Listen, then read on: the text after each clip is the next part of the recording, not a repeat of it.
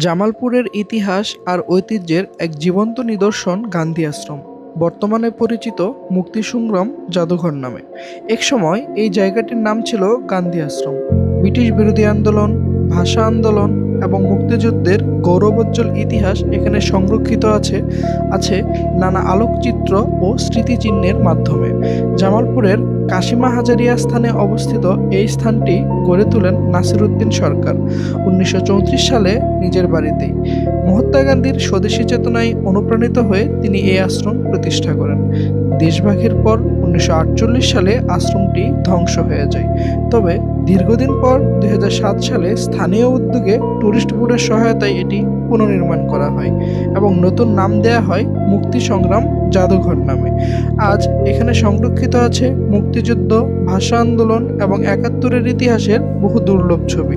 আজ প্রতিদিনই মানুষ আসে এখানে ইতিহাসকে অনুভব করতে, অতীতকে ছুঁয়ে দেখতে।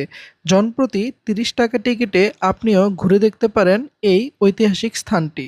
এটা আমাদেরই গল্প, আমাদের শিকড়, এটাই আমাদের বাংলাদেশ। সাথে থাকার জন্য ধন্যবাদ।